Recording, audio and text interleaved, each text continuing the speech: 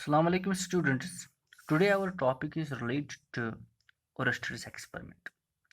Oersted performed an experiment to show that there is production of magnetic field. There is production of magnetic field around a current carrying conductor. For that very purpose, what I did here, I took in the both cases I took a conductor and its name is AB. In the first conductor, once I closed the key here, then this is the direction of the current. As it is negative, the conventional direction of current is from positive to negative. So the current in this very conductor AB flows from A to B. And beneath it was placed a magnetic compass or magnetic needle. A magnetic needle is having a south pole and north pole, that is a complete magnet. And in the second case, we are having again the same conductor, but in that very case we are having the direction of current opposite to the first case. What was first observed? It was observed when the needle was placed, as it was the conductor here initially, if it is the conductor, and beneath that very conductor we were having this as a magnetic needle. This was, it was its south, it was its north. But when the current was allowed to flow in one direction, like this, in this very direction, as it is going from A to B, in this very conductor, he observed that when the current was allowed to flow through the conductor, this magnetic needle got deflected from its position, and it got deflected in this very direction. Then what he did, he reversed, he again did the experiment, he reversed now the direction of current. As in the first case, it was going from A to B, but in the second case, the current was going from B to A. And again he realized, he observed, he found that the needle again got deflected, but now, as in the first case, the north of the needle got inwards, but now the north of the needle got outwards. So what he concluded, he simply concluded, because of flow of electric current, as there is flow of electric current, electric current, there is production of magnetic field around the conductor, around. So it is only because of the flow of current there is production of magnetic field.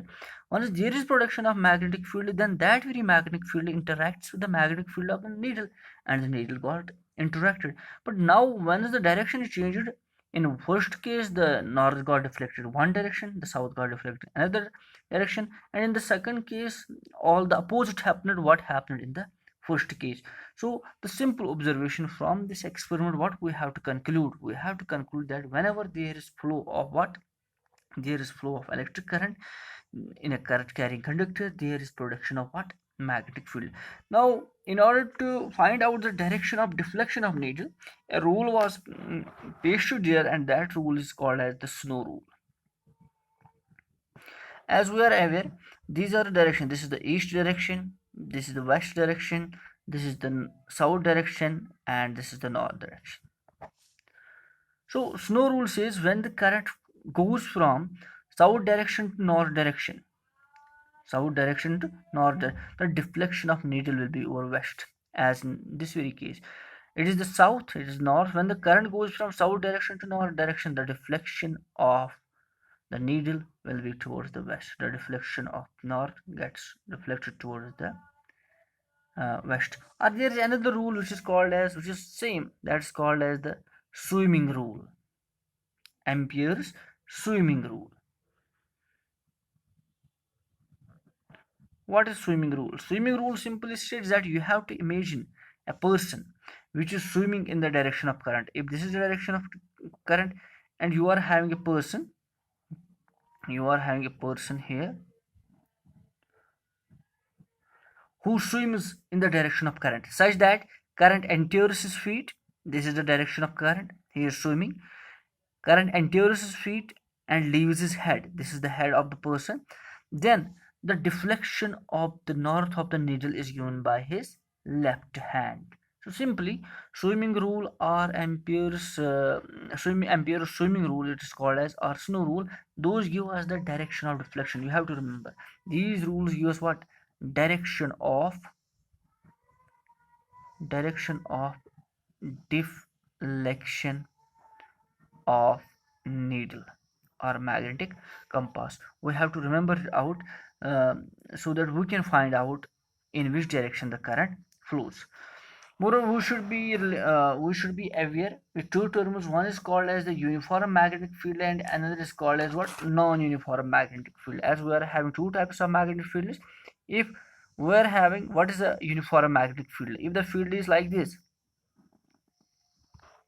if the magnetic field is said to be uniform, when, if it is magnitude, if the magnitude of magnetic field as well as direction is same at every point, here, anywhere, the magnitude, whatever magnitude is here, same is here, same is here, same is here, and at all the points, once the force is applied, the direction will be same.